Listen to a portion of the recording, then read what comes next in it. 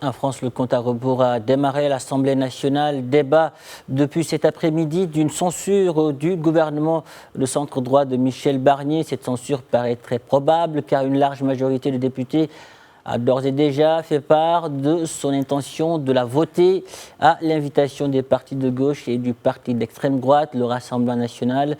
Le Premier ministre Michel Barnier en appelle à la responsabilité des députés pour ne pas déstabiliser le pays. Et avec nous pour commenter cette nuit décisive en France, Mustapha Tossa, éditorialiste et analyste politique depuis Paris. Mustapha Tossa, bonsoir et merci d'avoir accepté notre invitation. Bonsoir.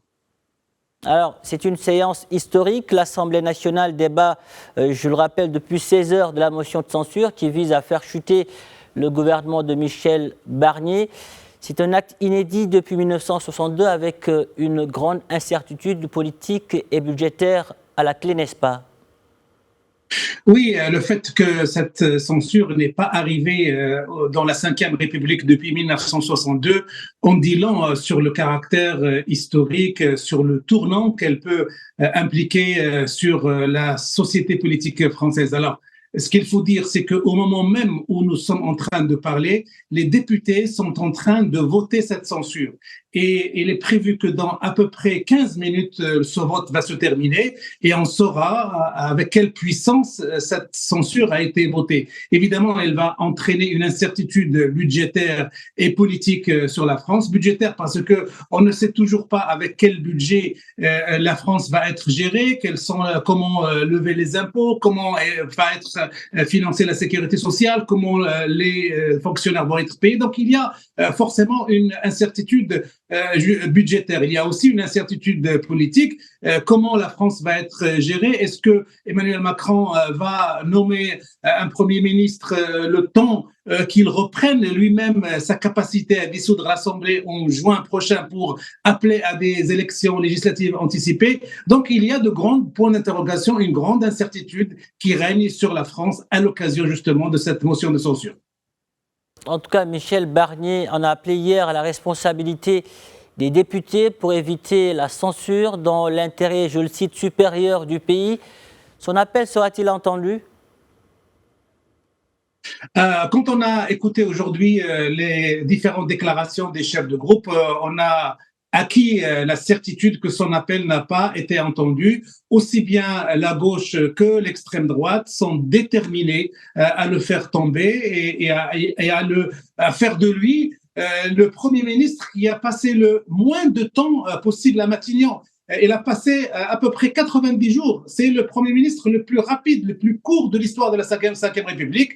Et ça, les déclarations qu'on a entendues aujourd'hui attribuent cet échec à son incapacité d'aboutir à des compromis, de faire des concessions suffisantes, aussi bien à la gauche qu'à la droite. Et on arrive à une impasse qui va être concrétisée par le départ de Michel Barnier, mettant tout de même le président Emmanuel Macron dans une phase extrêmement délicate.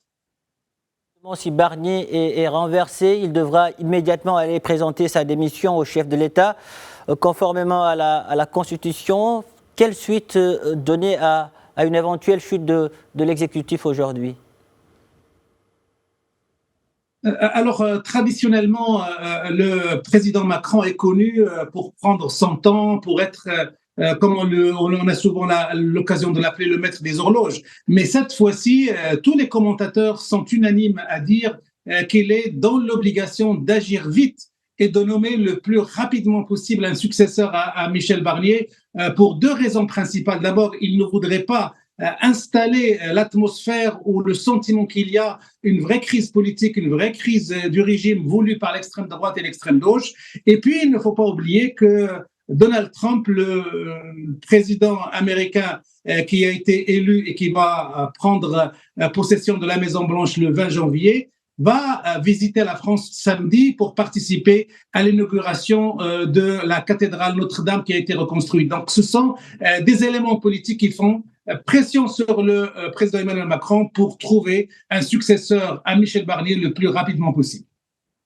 Aujourd'hui, les chefs de file des groupes à l'origine de cette motion de censure laissent entendre qu'au-delà de l'actuel gouvernement, c'est Emmanuel Macron qui est dans leur viseur. Ils contestent les choix technocratiques du président. Ne risque-t-on pas finalement de retourner à la case départ? En fait, ce qui fait la caractéristique de cette séquence que nous vivons aujourd'hui, inédite, c'est qu'on assiste pour la première fois à une convergence d'intérêts entre d'un côté l'extrême droite incarnée par Marine Le Pen et l'extrême gauche ou la gauche menée par Jean-Luc Mélenchon. Les deux camps ont un intérêt immédiat à faire tomber Emmanuel Macron et ils ne pourront le faire que s'ils parviennent à provoquer une crise de régime. Alors, ce qu'il faut rappeler ici, un élément important et ce qui explique en partie pourquoi Marine Le Pen a changé de stratégie, a changé de discours à l'égard d'Emmanuel Macron et de Michel Barnier, c'est que récemment, la justice, dans le réquisitoire qu'il a ordonné à son égard dans l'affaire des assistants parlementaires, le scandale politique des assistants parlementaires, et bien, le réquisitoire a demandé l'inéligibilité avec une exécution provisoire. Ça veut dire que Marine Le Pen pourrait être empêchée légalement d'être candidate pour les élections présidentielles de 2027. Et c'est ce qui explique qu'elle a complètement changé de stratégie. Alors, il faut rappeler simplement que le jugement sur Marine Le Pen va avoir lieu le 30 mars. Donc, c'est une course contre la montre pour elle, pour absolument provoquer Emmanuel Macron à la démission et l'obliger à appeler à des élections présidentielles anticipées. Moustapha Tossa, merci pour toutes ces précisions. Merci d'avoir répondu à nos questions.